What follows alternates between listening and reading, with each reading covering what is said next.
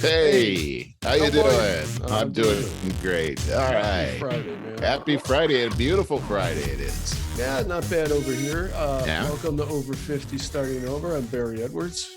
And I'm Merle Garrison. This week, I'm coming at you from my mom's place right off the heels of my middle of my tour of Ohio. I was in Yeah. Portage Lakes Yeah. and Yeah. had a really interesting time there. A very, very cool place, I think. I had photos that I was going to load up for you, but I had problems with my headphones. When you're in transit and trying to do this, It's tough. it's really tough. So Yeah, I it got a really few is. Google images here. Oh, cool. Okay, Portage Lakes. Let me see if do you see the map? Did it change? Yeah, now it's the map. Yep. Okay, cool. I didn't know anything about it, but when Lisa's like, you guys got to get out of here while I spring clean, I just went, well, what's 1 hour south of Cleveland? Cleveland Heights, and that's Portage Lakes. Because I'm thinking maybe to be a little warmer, but when I saw the area, I'm like, how cool is this? I mean, it's got to be cool, right? And I got an Airbnb that was literally right in the middle of it. Right Oh, here. wow. It was like being on an island. Yeah. Now it was pretty cool, but it was not the good time of year for it. But at the same time, I wouldn't want to be there. I talked to all the locals and everything there. They're super nice, man, super nice community. And they were like, man, June, July, and August, it's like spring break down here all the time. Oh, And really? yeah, so it was fun to be there during the off season and just talking to all the locals and stuff. Yeah. So this is a picture of it, which you could, see how, okay, yeah, now that's going to play tricks on me, but you can see, yeah, that's great. Okay, so there's that's pretty cool. Whatever. It took me to something I didn't want to go to, but it has like these cool places, cool bars. This is a triple decker bar on the water. It's called Pix, and someplace next to it right there.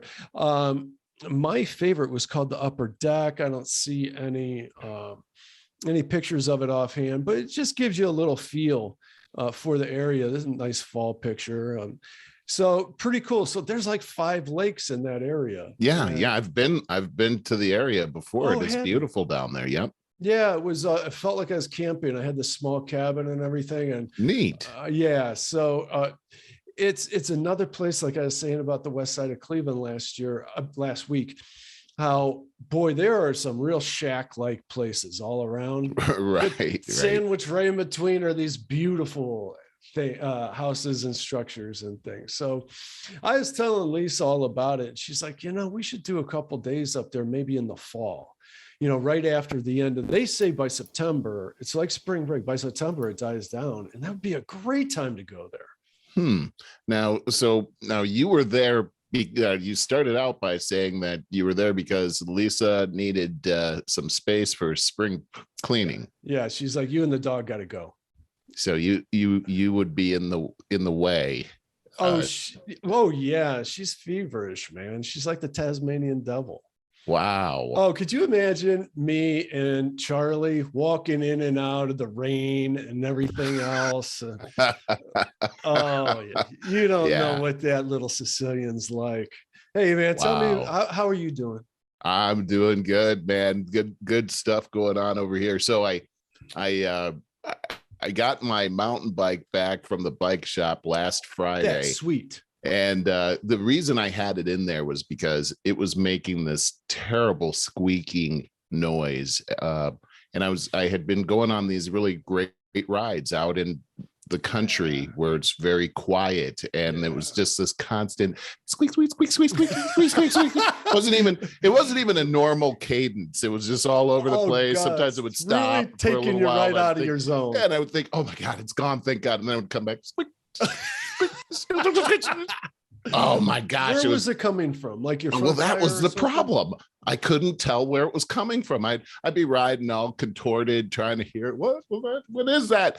And it was maddening. And so I'm new in town. I don't know any of these bike shops. There's a bunch of them around here. And I picked one that had some pretty nice reviews. And the guys were really cool. They're like, the guy says, I got a specialist for squeaks. I mean, he knows how to find these things. Well, look, I had to go up there 3 times, Barry. We found it, and it was only $25. And I'm like, hey, that's a godsend. Let me test it out. Write it down the street. Oh my gosh, it's perfect. Just as I'm coming towards the car, squeak, squeak, squeak, squeak, squeak.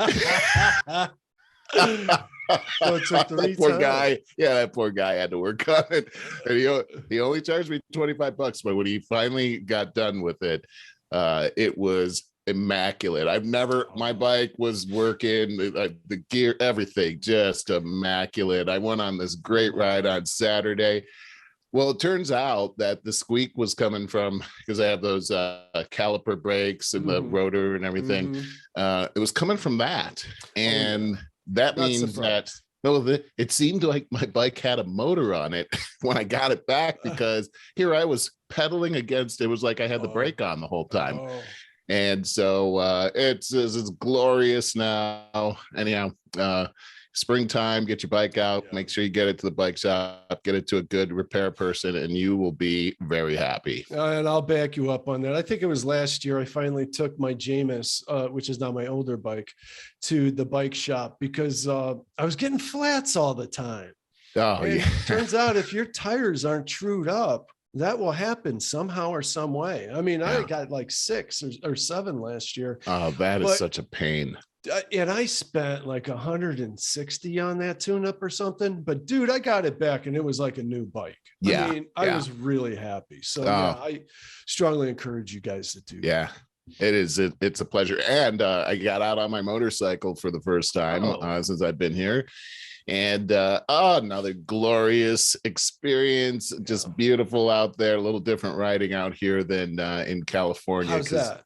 Well, a couple of things. One is that in California, they split lanes. And so motorcyclists are allowed to drive in between the lanes, which most people when they're first visiting think that's the craziest thing in the world, which I did. Yeah. But when you're riding and you learn how to do it, it's so convenient, and you're not allowed to do that here. So it's a little bit of getting used to there. And then secondly, I mean, in California, there's so many windy kind of roads. Well, here, everything's on a grid. So it's just straight down the road. I got to find those windy roads because they're really fun to ride on. But for that maiden voyage, pretty cool stuff. Yeah, good. No pics, right? No, can't get you to share any pics for anything. Well, I can't really take a picture and ride. Well, I guess you got a good point there. Yeah. You know what I wanted to talk about today, Merle, is something I'm surprised that we never touched on before because it's so important for people in our age group, and that is scams. Oh yeah, that's happening all the time now. All the time, and there's some. We showed that on the lighter side where that elderly woman was being scammed, and she figured it out, and she had the police waiting there for her. Remember that one? Right. And the guy came to the door. Yeah, they chased them all down the steps and got him. I love that. Yeah, gotta love that. So I gotta find, where did my link go? Yeah. And not in the most comfortable of situations. I know, when you're traveling. I got one queued up for you if you need a backup. You go ahead. I am ready. Okay. You go ahead. What do you got? I got one thing I was thinking about yesterday was, I feel like I'm probably not taking advantage of the fact that I'm 55 now, and there's probably discounts out there that I could be getting that I'm not aware of. Yeah. And so I did a little search yesterday, and I came up with an article that actually lists 55 plus senior discounts you can get when you're 55 plus. And I've found some pretty good. I'm like, what? Are you kidding me? So I just thought I'd go over a few of these, please, Barry. Here's one. The first one is Save at Kroger family of grocery stores. So now Kroger is everywhere out here. I remember them when I was a kid, but I can't pick. I can see their logo in my head. But here's the deal: is they sponsor all these different stores out here. Here, I'll read a few.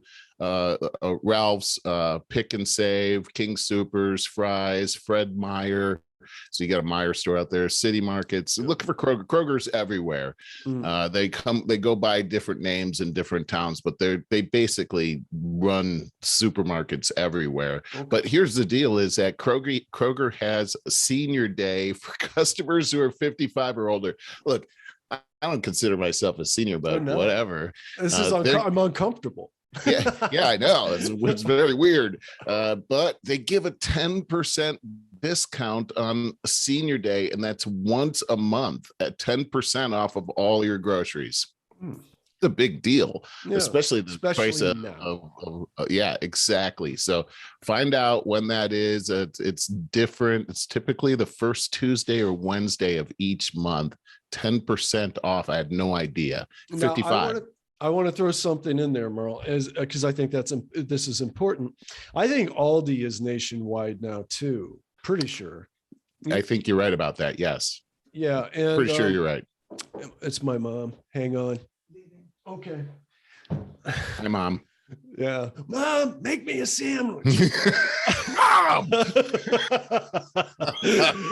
I'm going to have to put Charlie in this case in just a minute. But I wanted to say Aldi is a fantastic store that I discovered a few years back, several years back, that while it was super low cost, I noticed at first, over the years, it's got way more and more whole food like they're really giving Whole Foods a run for its money, and Whole Foods has oh yeah, big time.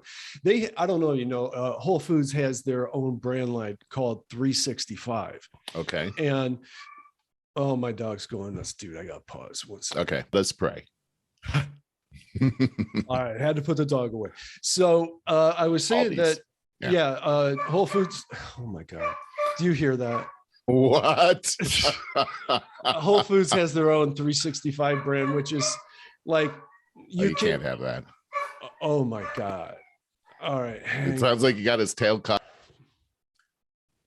Okay, so what I was saying is Whole Food has their own line called 365, which it's really cool that it's the lower cost stuff, because it's a private label kind of thing, but you don't even have to look at the labels. It's healthy, it's good for you. Aldi's has the same thing, and it's called Simply Nature. And it's exactly like the same premise. And boy, the money that you get, I'm betting that you can shop at Aldi cheaper than you can at this Kroger store with a 10% discount, but I would still check it out. Gotcha. Okay, cool. And healthy too, is what I mean.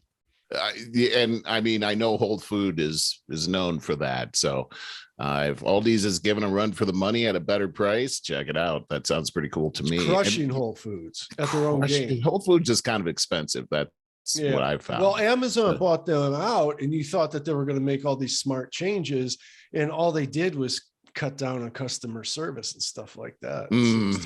That's how it works. I'm not a fan anymore. I used to be a big fan. That's too bad. That's too bad. A lot of changes over the last couple of years with some of our favorite stores and in those kinds of areas too, which is kind of crazy. I'm going to move on this one. This guy's talking about AARP membership, and you can get there's many discounts that you can get through AARP. Are you a member of AARP? Yeah. I haven't used it for anything.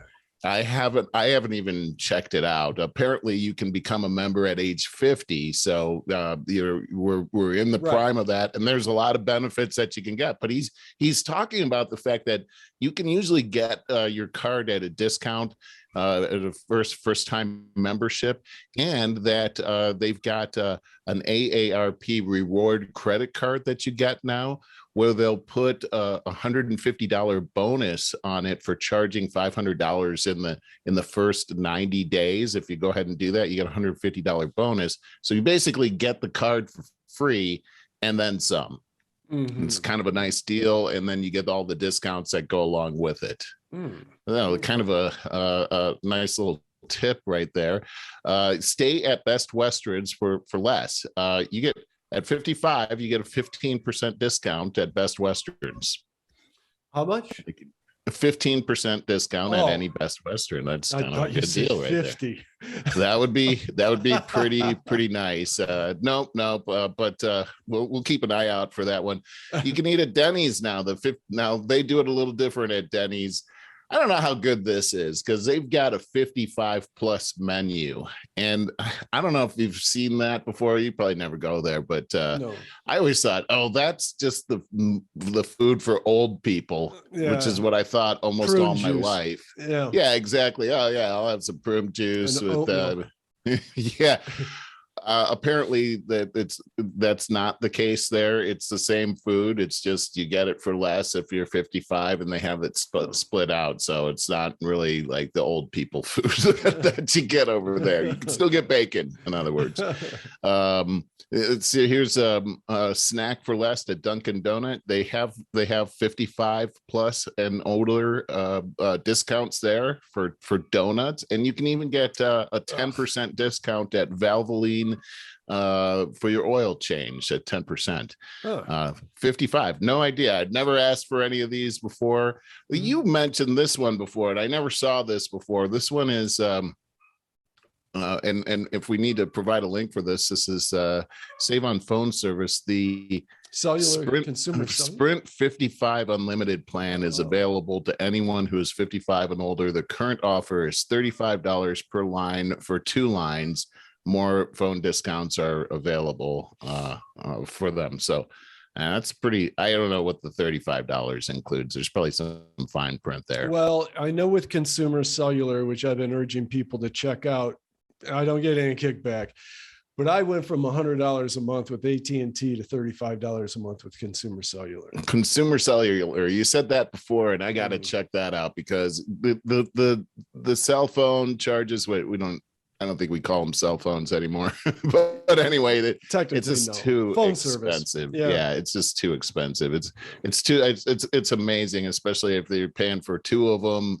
It's a car payment. At least with consumer cellular, you do that $35 plan, and then you can put a second one on for $20 or $15.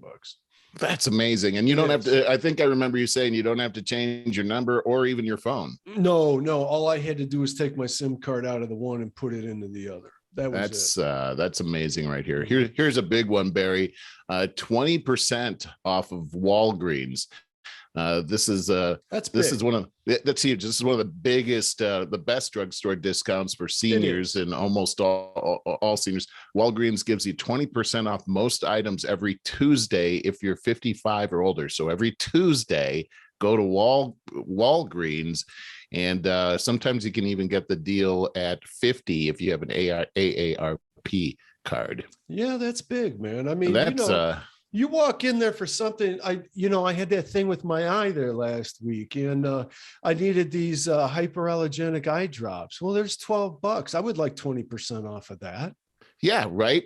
Look, the drugstore, all the stuff you get at the drugstore is terribly expensive. Yeah, I mean, Walgreens has about the best prices too, though. So they have the best prices, but then every Tuesday, if you got, I mean, who?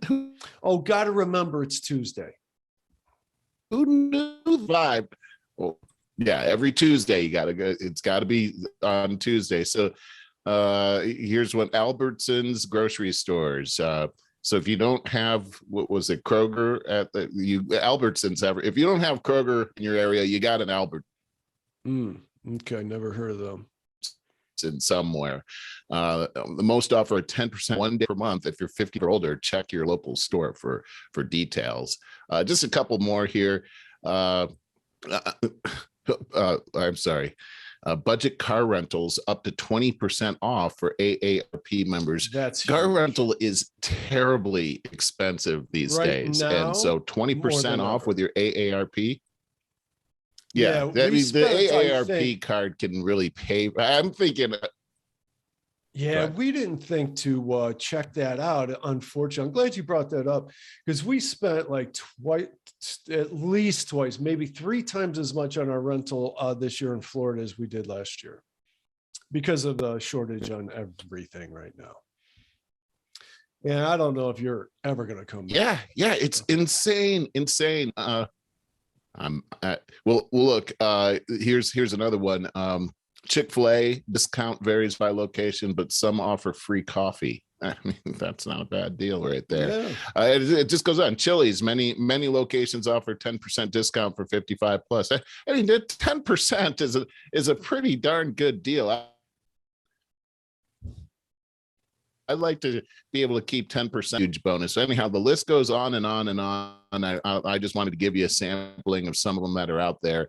And those were some of the best ones that I saw. No, I appreciate that. There's some good ones. I think that Walgreens is probably the best of all. I think that's the best one too. Tuesday, 2 for Tuesday. Well, you know what? I'm just going to talk a little bit about that scam stuff. I think I'll save that to talk a little bit more about, but I just wanted to warm you up with these things have gotten very sophisticated in the last several years. And, they'll call you up and say that your son or somebody's in jail. And yes, that's what happened to that lady that we talked about last time. He said he'd been put in jail for DUI and they needed cash very quickly in order to get him out of jail. And she smelled it out. Yeah. And I mean, other things that they do. And, I'm as internet savvy as they get, but boy, I tell you, there's times it's like, oh, your Amazon purchase just went through for $625. And then you see, this is what most people wouldn't know is you have to click on the link to pull down menu to see who that email is coming from. And you see it's not Amazon.com. It could be AmazonSQ.com, right? Or it could be just gmail.com. Right. And that's more often the case because it is untraceable. Yes. So it's a scam. And so what they do is send you to a link that looks exactly like an Amazon page, and you're supposed to put your credit card information in there. Mm-hmm. I mean, they're very sophisticated. This is dirty. It's so dirty, but when it's from people that are overseas in India or Pakistan or something, you really can't do anything about it other than be savvy. So it's worth mentioning. And we'll go into more of that. I'd say later, maybe next week. I'll never forget the first time I got an email from an African prince that needed to. That was like the first one that went around when we got email. I can't believe this deal. All I got to do is open up a bank account over here, and this guy's going to put $1 billion, and he's going to give me $1 million. That sounds realistic. Right. No, that was like the first one. Yeah. That was 1.0 scam, overseas scam 1.0. There you go. That was back when people did their chain mails. Pass this on, great things will happen to you. And it's like, didn't you hate that? Thank God that is past. That. Thank God. And I would reply all back with this really cynical email about how I'm the email god and I grant all these wishes. And if you don't do it, you're going to burn or, whatever. It's like, do you believe that? God, because people so crazy. That still burns. Well, they'd load you down with all kinds of guilt and shame, and it worked on a lot of people. So right. Do you know what the smallest country in the world is? Smallest country in the world is no, I don't. I'm surprised. I thought you'd be right on that. It's the Vatican. I was going to say Australia. Oh, wow. Okay. Mm-hmm. Vatican City is technically a country. That's correct. Yes. Okay. All right. And the next one Singapore. Not even close. Let me pull this up. And I'm sure I think I suck at this geography thing. Well, me too. That's why I find it interesting. And it's the country of Nauru, Nauru. Never heard of that. Right. And boy, I didn't pull up Google on that, and I should because you get Google Maps. So I want to just check out the map on it. And I did this before. Look at that. Northeast of Australia. Wow. And okay, come on. There we go. Zooming out. Trying to get it in context with the rest of the world. So there's New Guinea, there's Australia. So this is an absolutely tiny island in the middle of nowhere. So let's just take a look. No kidding. Wow. Yeah, let's just take a look at images on this. Well, let's take a quick look on. It looks a lot like that place. Oh. Yeah, no, this is a thing. I have changed DuckDuckGo to my primary browser. I would suggest everybody do that for privacy reasons, but I have to go back to Google all the time because of things like Google Maps and this. What do people ask? What is Nauru famous for? Phosphate has been mined on Nauru since 1907. It's their main resource and sole export, dominating the island's economy. What happened to Nauru? Modern day Nauru's phosphate stores ran out. By 2006, its reserves were exhausted. Holy crap. Island was reduced to an environmental wasteland. Sounds horrible. Nauru appealed to the International Court Justice to compensate for the damage for almost a century of phosphate strip mining by foreign countries. Whoa. Why is Nauru the least visited country? I think we just got that answered. Yeah. Least all the travel pamphlets got screwed up by that. And it's surrounded by jagged coral reefs, which had punctured holes in the large ships in the past.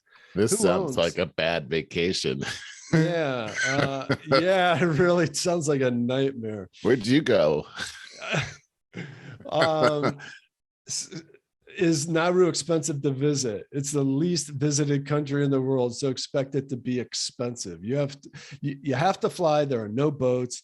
You know what though? I just want to do one last thing on this, and that's visit images. It looks pretty tiny. You can see. You can see one side from the other. It looks like. Yeah, it really does. And it looks like Iwo Jima out there. Yeah. Yeah. No, thank you. Yeah. Yeah. Oh, yeah. It does look pretty bad. Oh, from start to finish. Oh, that guy's it's having a good time. It's really that's primitive. It. Wow. But is there cannibalism there? Or yeah, really. Hey, I listened to a great podcast a few weeks ago. I told you about that podcast called Conspiracy Theories. And they did a feature on, I think his name's John Rockefeller, the son, who he was young, came up in that the world's wealthiest family. Right. And this is like in the 60s, I believe it was. And he was in his early 20s. He was not into, like, the Rockefellers had that very stereotypical kind of image to keep up, and you could have show no weaknesses or anything like that. And he just wasn't into this at all. And he was really into the art dealing part of stuff, art in general. And since they were so had so much dealings in art, he just really was able to pursue it a lot. And so wanted to bring in, what would you say? Past art, like African art, old art, because everything was modern art at that time. And people considered anything else to not be real art, not to be that good. And yet he was very into this older style of art, traditional art is what I'm looking for. And so he took a trip to New Guinea. He sold enough people on the idea that he could go to New Guinea and bring back some art and things like that. Well, the story is, if you Google what happened to John Rockefeller, the line that is told is that he drowned when he went off on a safari and never came back. He and someone else went out in a boat, went way the hell out there, and kind of got stuck. I forget the details, but so he jumped in the water, said, I'm pretty sure I can take these 2 jugs of water to help float and swim back to the island 5 miles or 10 miles away, 10 miles. And so the word is that he drowned and his body was never found, but it's virtually proven. The conspiracy theory here is that he was actually stabbed by the natives there and eaten, cannibalized. My gosh. And it's basically proven that was the case. Really? Yes. Anyways, because I don't remember the details of it, it sounds like a half-baked story that I'm telling. But really, I want to say is you might want to go to Spotify. It's only on Spotify, and check out Conspiracy Theories. That sounds really interesting, actually. Yeah. Oh, that's never heard that story before. It's the man and the woman that do it, and they both talk like this. Oh, they have the conspiracy voice. I found if I put it on No. 1.5 speed, it's like normal. It's perfect. It's, you know, and then at the end, well, I give this conspiracy a 3 on a score of 1 to 10. Come on. Yeah. And the other person will always give it a 6 or something. And this one, they both found very credible because there was a lot of like eyewitness proof to that. That took years to resurface. So interesting. Of course, anytime I ever hear conspiracy theory, I think, okay, what are they trying to hide? There's always seems like there's a whiff of truth in every one of these kinds of things, right? I'm fascinated by that. The UFO conspiracy theory specials that they had, I think they had a 3-part special. Boy, that's when the government worked that and really melted our minds with that conspiracy theory stuff, because that's where they really got their foothold in of, you're a conspiracy theorist, huh? That wasn't a UFO. That was a weather balloon that got hit by a plane that then went down into some telephone wires. Yeah, I think the ultimate conspiracy theory is the Kennedy assassination, and I think that they made their claim to fame on conspiracy theory with that one, and that one still bothers me because I've been to that site before, and it's like, this is the story. When you go there, it's like this seems impossible. The story they've handed us seems impossible. I totally agree. It does seem impossible. When will we know? They still have the papers, lots and lots of documents sealed, and like now I think they just expanded it, so we're not going to see stuff until like another 100 years. When will we know? It was probably something very. When we do find out, it'll be a big letdown. That wasn't. Anyway, that stuff really gets me. I totally agree.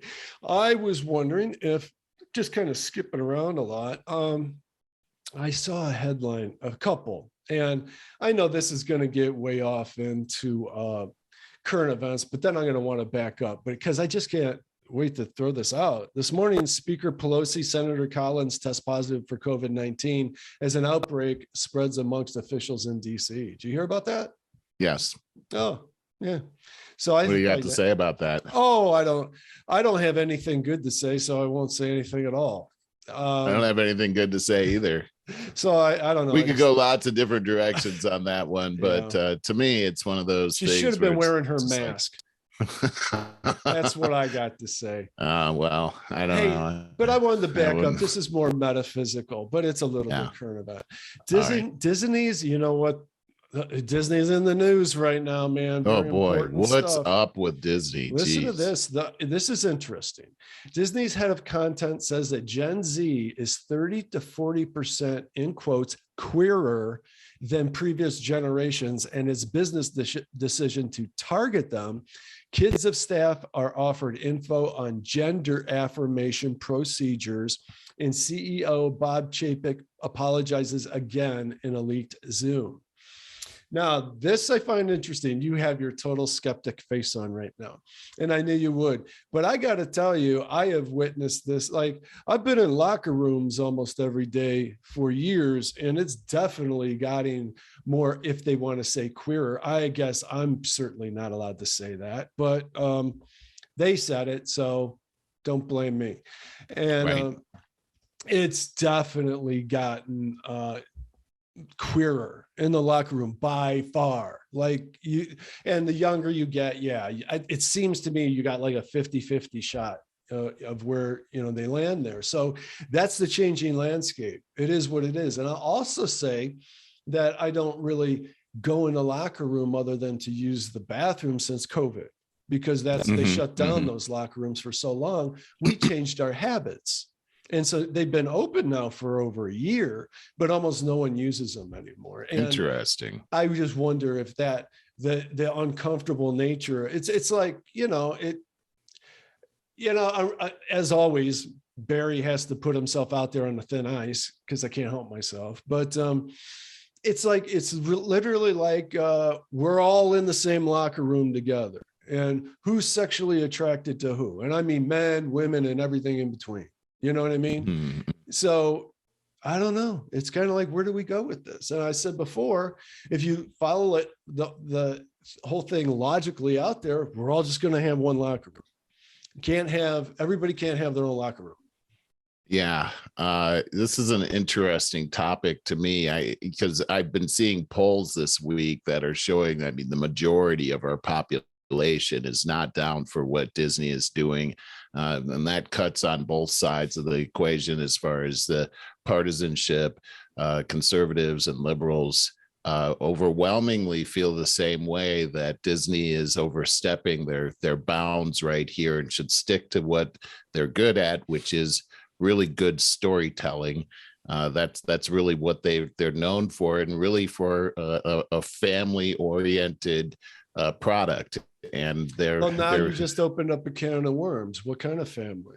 Well, see, that's the thing. The polling is showing that they're not looking to be preached at regarding this changing landscape. And when you really take a look at what's happening out there, you may indeed be right that these numbers are changing, but it is a function of the likes of Disney that are promoting this every which way from Sunday. And I just saw a great wait, I might actually have this. I'll try to look for it while I'm saying, but we've brought this kind of thing up several times before, which is that these companies that are out there, let me see if I can pull this up while I'm more, oh my gosh, this is crazy. Oh, here it is. Okay. So Disney is a huge force out there, and we've talked about this before, that there's only a handful of companies that own almost all of our media outlets out there, and Disney is one of those big conglomerates out there that own all of these different resources to get information. It's ABC, Fox, 21st Century Fox, Pixar, Marvel, National Geographic, ESPN. They are in our heads everywhere we go, and they're promoting these types of things that are out there. They're not the only ones. AT&T, Comcast, Viacom, CBS, they're all doing the same thing. They're all on the same page. We've seen this before, and they're promoting this type of a lifestyle. And of course, it's when you promote it as a cool alternative for kids, then more and more people are just gonna jump on that bandwagon. I think that we're seeing that. Ridiculous. No, hold on. Let me just go on. At my kids' school in California, they had a program where you could actually not go to classes for a week. All you had to do is wear this, if you wore all black, you didn't have to go to identify with the gay movement. You didn't have to go to class all week long. That's do weird. These things to promote you into that movement. To incent you into that movement. And of course, why would you not want to do that? My brother has been a teacher out here in Paynesville for decades here. And I always ask him about the changing demographics. And he says, oh, it's really gay now. Now, there's none of that California stuff going on out here. This is a very blue collar area, painfully blue collar. And so they'd be more apt to be bullying in the opposite direction out here than incentivizing. So here is my look at the bigger thing, rather than the politics of this, is does this seem to be an American thing? In fact, I would go as far as to say, I'll bet you, and it's in the Scandinavian countries probably equally as much, probably England. It's probably in the woke community stuff, where this is me theorizing, that after a country or countries hit a social landscape of where people aren't worried about where their food is coming from anymore, they don't have to try so hard anymore. It seems to go this way. Kind of people get softer. And then there's that. I know in the Scandinavia countries, listening to people debating Jordan Peterson and stuff, I mean, it's clear they want boys to be almost forced to play with dolls to get in touch with their feminine side. And This is what I'm talking about. well, but I'm telling you, I'm sure that that's not happening here in Painesville. But Well, I you've know got the that, media aspect of everything too, from yeah. social media to mainstream media. What I'm wondering is, and I'm throwing this out at you as a metaphysical question, is if this thing gets blown up again, one nuclear missile comes over here and devastates our country, and we have to rebuild, and we're starving and fighting for each other for scraps as we rebuild, probably not going to be worried about that kind of stuff anymore. You know, nobody's going to be asking your pronouns, and hard men create soft times create soft men create hard times. It's just the cycle.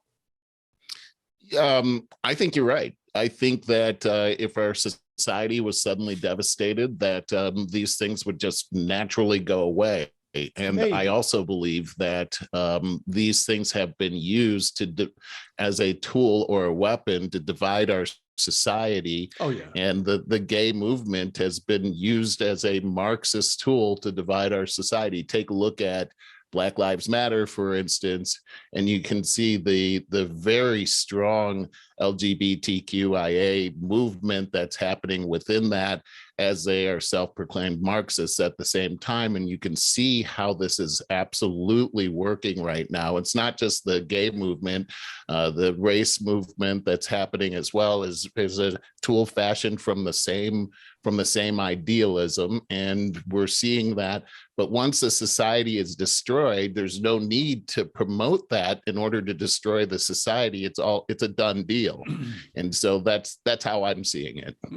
Yeah, I hear what you're saying. And it's just, I've been thinking about it a lot. That's kind of what I was thinking. But well, here's the thing that I think the worst part about this whole thing is that the movement that's happening that we see here today it's not a uniter, it's a divider, and it's putting people on opposite sides of the room. When if there is this expansion of homosexuality that's happening out there, and it's legitimately happening, not because we're trying to entice people into this type of a lifestyle, but it's just a legitimate thing. The important thing is not to divide people, right, and not to tear apart relationships, and not to force people to have to pick sides.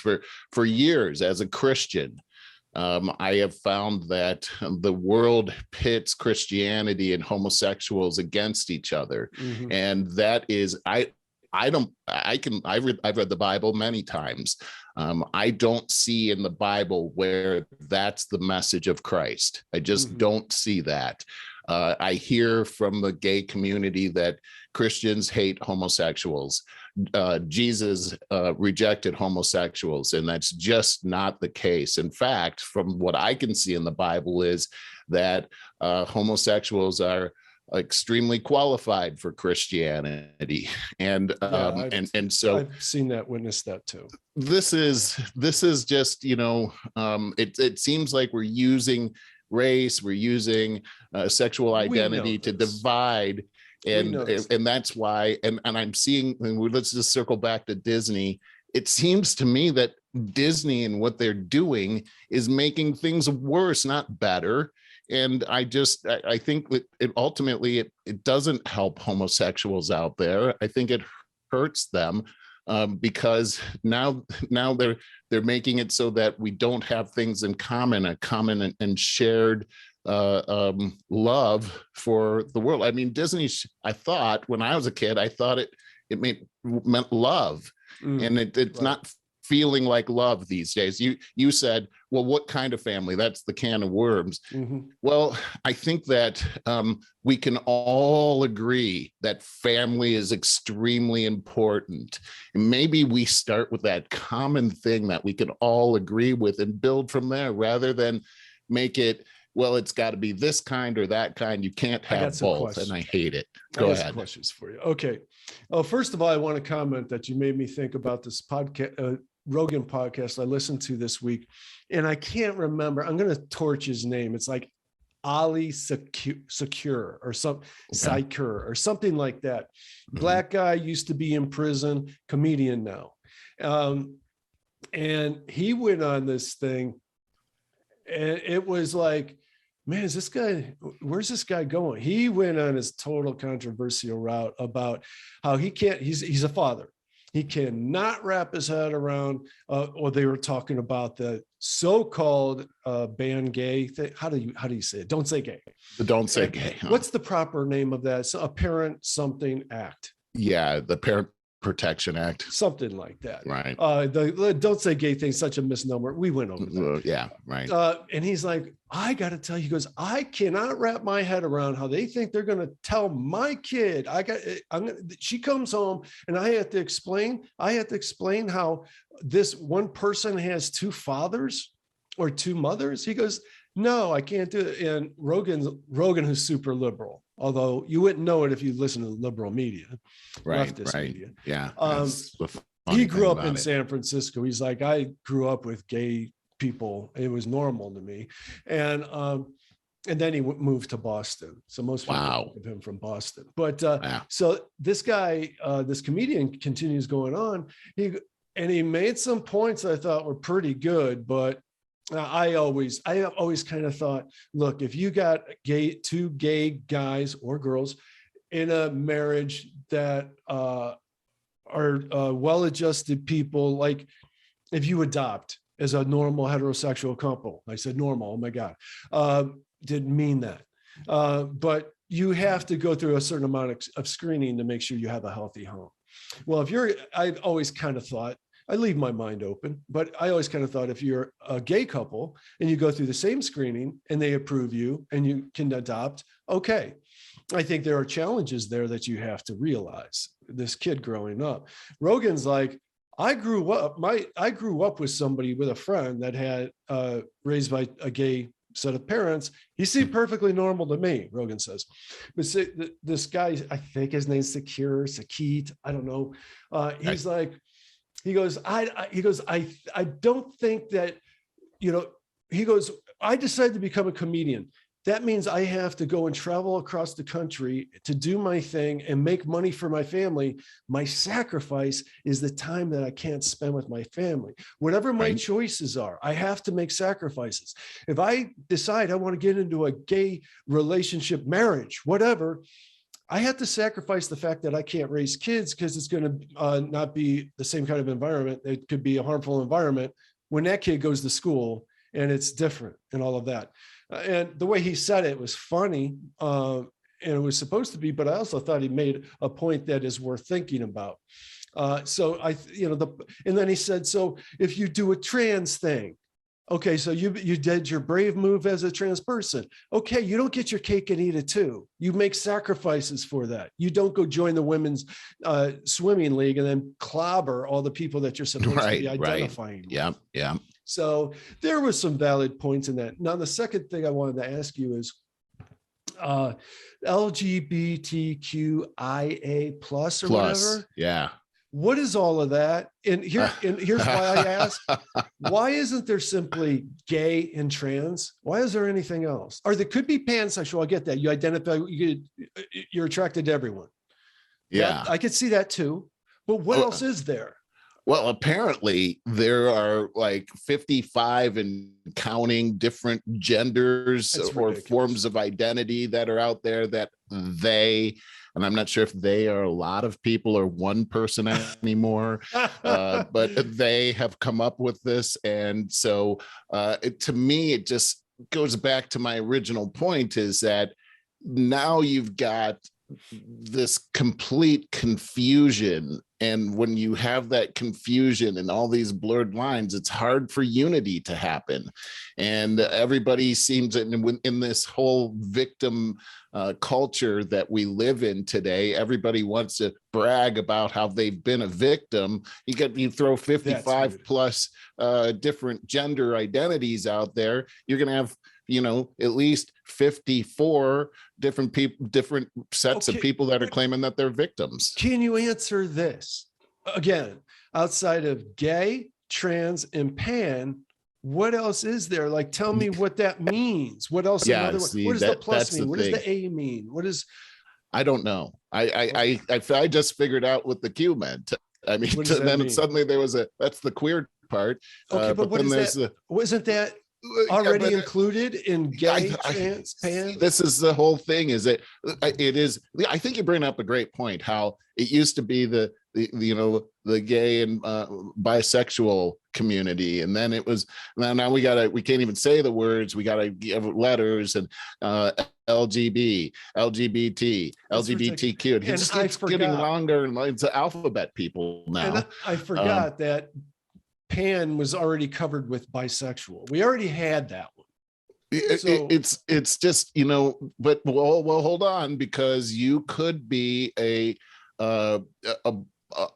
person that's attracted to transsexuals, so now you need a letter to go with that, you know what I mean? Because these people haven't really identified. You see what I'm saying? Is now they're that's really reaching, man. So many different wrenches into this whole thing. So the net effect is that people can't speak to each other. I heard a person, and I'm trying to remember who it was, and it was just this week. They were talking about the fact that these, you know, what are your pronouns? Like, that's a whole nother thing. Pronouns. It's very important. The English language is very important. Being able to be specific in your communication is part of free speech. Being able to speak your mind is part of free speech, and we find free speech is one of the most important liberty that we have. But when we can't communicate amongst each other, we can't even identify people any longer, because we've taken away the ability to communicate pronouns. We've put a serious hamper on actual free speech. But this person was making they were making a point that, hey, when you use pronouns on somebody, you typically wouldn't use the pronoun on the person that you're in front of. So, you know, I'm not going to call you him when I'm talking directly to you. You're Barry.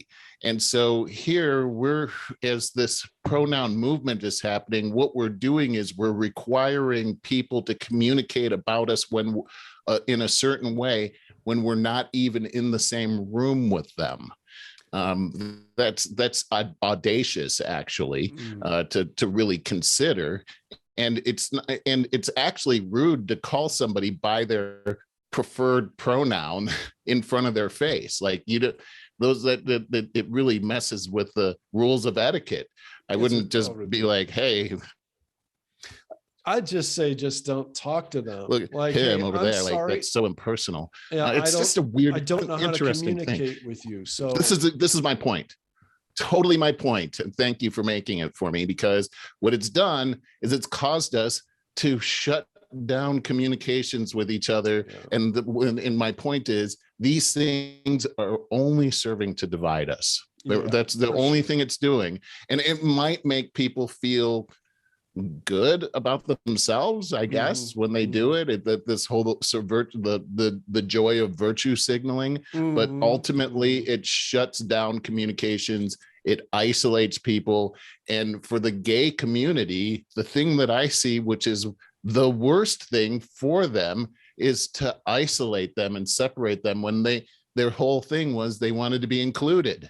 This is supposed to be about inclusion, not that's funny, because another way to say that is you're talking about basically free speech is being weaponized against common people. Free speech is in danger because of the people that are claiming they're being oppressed are becoming the oppressors. Now, that's exactly right. Here's the bottom line on free speech is, without free speech, without complete unconditional free speech, the oppressed don't have the right to pull themselves out of oppression. So whether you're going back to before women had equal rights, or before blacks had equal rights, or Irish, or anybody else, they always had the ability to intellectualize and gain sympathy, gain followers, and gain a foothold because of free speech. And without that, that's the danger. That's a danger. You're right. You're exactly right. Gears here, man. I got a couple of good things here that are too big, and we're running out of time. It's But are interesting. crazy. They're a little interrelated, a little bit, both drug related. And Weed the People. This is from kdrv.com. U.S. House passes marijuana legalization, which I think is very important. I've thought that for a long time. I think this could even does even beg for the conversation about legalizing other drugs as well. I'm just going to say that I want to talk about that for a minute, but because time's so short, I want to say that also there's this very, very interesting thing. The Taliban bans drug cultivation, including lucrative opium, which has been their main source of income for a very long time. But apparently they want to be looked upon as being a more credible nation. But there are families out there that will starve without being able to sell opium. But coming back to this, Weed the People, see, what I think is today more important about this than ever before is the lacing of illegal drugs. Like it's never been, like you've never seen before. And it's especially a problem with this fentanyl. Yes, that's true. Dangerous. You don't know what it's you're killing buying. people. It's killing people. I mean, it's a murder drug. Yeah. And so marijuana, though, I think is in a class by itself because it was demonized early on. And I heard it was mostly funded by Anheuser-Busch back in the 50s. Really? Reefer madness. Yeah. Now, why would they want to demonize marijuana? I can't, I don't know. I can't, let's think about that. Yeah. Competition. So they would call it reefer madness. And we're so susceptible to a good mantra. Always have been, always will be. And, and also it's been often said to be the gateway drug that leads you on to other things. Right. I would say if you have an addictive personality, one of those high addictive personalities, NyQuil is probably going to be your gateway drug or whatever, or beer or whatever. Yeah. But I also think marijuana does more good than harm, and I think it's been found in states that have legalized it. Don't quote me on this, but I think it's been found that alcohol abuse has dropped considerably. That would be an interesting thing to look into. It really would be. But additionally, I think it begs the conversation about legalizing some other drugs so that they're getting something clean when you get it, even if it's a harmful opioid or something, but you could put all that tax money, first of all, take it away from the cartels, all the illegal activity, take it right out of there, put it into, now you're gaining tax money, and you just print pamphlets with every damn purchase. Here's how you can rehabilitate yourself and get your life back on track, and create world stellar rehab facilities. And what you're saying makes total sense. And one thing I'll say just on top of that, not that I'm an advocate for people to become addicted to any type of an opioid, but what I do see in our society and just my own experience, my personal experience, is that when you make things illegal, like these illegal drugs, it makes people want them more. Yeah. And there's an allure to that whole thing. There's a pastor that I like to listen to that talks about the teenagers walking down the street, and they walk past a greenhouse and they think nothing of it. But then here comes another greenhouse they're walking up to, and there's a big sign that says, "Don't throw a rock at the greenhouse." There you go. And that's as a former young man, what's the first thing I'm going to think of is I didn't even have that. I'm going to have a picture in my mind of me throwing gloriously crushing this thing with a rock. But I just see that happening with these drugs. That we've made them so alluring by the stay away from the dirty drugs, and I think that a lot of people get hooked into this. I also think. Oh, go ahead. No, but we're also subsidizing the cartel. We are. And then China with their fentanyl that they're bringing over in record amounts. Well, yeah, and you take a look. This is such a good subject. We could talk about this all day, but the fact of the matter is, and you look at what's happening at the border right now, and these people are coming through the border. It's like a sieve. But the Chinese and the cartel know that there's a highway that goes right into America, and that they can take their drugs right in through these people. not that all the people are involved in that, but they're using these people, a lot of them, as drug mules, that they're being forced into this whole thing. And it's and then you take a look at all the other things that surround it, with the slavery that's happening through these terrible cartels. That's all happening right now too. We need to clean that up. Yes. And we've seen some stuff in the news recently with Title 42 going away. So now we're letting anybody in, even if they pose a health risk, we're letting them in the door. This is not sustainable whatsoever. And we're going to pay a serious price on this. Yep. No, right. We are. I just want to say about the drug situation. I was going to say, so if cocaine or something like that, an opioid is legalized because of the problems that we have been having. Again, I'll say, subsidizing the cartel and the problems with the fentanyl being laced in there and people dying from it. So you clean it up. But people, as soon as you say legalize those drugs, everybody's going to become a drug addict. And you say, are you? Well, no, not me, but everybody else. Right. That's right. Okay. So there's that emotional fear you got to take out of it. No, I think that you can take the tax dollars and put that into education and rehabilitation. I think you would actually reverse this problem. Other thing I want to say about, we could close out on the subject for now, but what Snoop Dogg said about weed, quoting the great Snoop Dogg, he said, you put 20 people in a room and give them copious amounts of alcohol, sooner or later, you're going to have fights breaking out, right? Because you put 20 people in a room and give them copious amounts of weed, all you're going to have is hugs, just hugs and prayers, you know? I think he's right about that. It's funny. I was just thinking about him yesterday. I was talking to my daughter and we were having this conversation about I saw him in an interview when they had the legalized medical marijuana in California. It might have been on Joe Rogan, I'm not sure, but no, it was Howard Stern, and they were asking him, okay, so when you're cured of whatever it is that you have, are you going to stop smoking at that time? And he said, oh no, man, the doctor said what I have, I got for life. I just thought that was really funny. He's a pretty funny dude. I don't have anything on the lighter side just because but I think this kind of went to the lighter. I wanted to say this, and maybe we could talk about it more in the after show, but we were talking about free speech and how it's under attack. Yeah. We've got organizations like Twitter that are out there that are huge into censorship right now, but a huge gigantic stone has been thrown into that pond with Elon Musk becoming a 10% owner of Twitter, 9 point something or whatever. It was a multi-billion-dollar investment into Twitter, and here's Elon Musk, who considers himself a free speech warrior. And he's really been on Twitter and looking at how it's dangerous to our democracy to be able to have an organization like Twitter blocking all types of people, including our former president of the United States, and that he doesn't agree with that. What we're going to see is how this all plays out, because he's also now a member of the board, but members of the board don't dictate the rules within Twitter.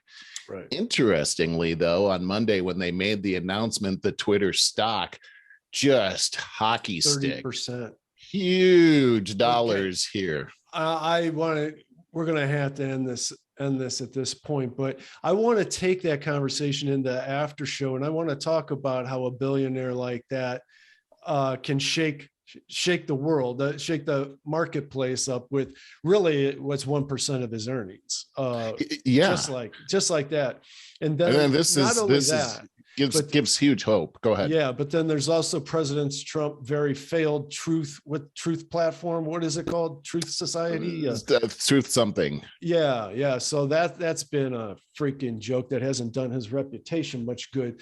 But interesting. We're gonna have to see on that one. I think it's too early, because I'm seeing conflicting reports on that whole thing. All right, let's take that in. Yep.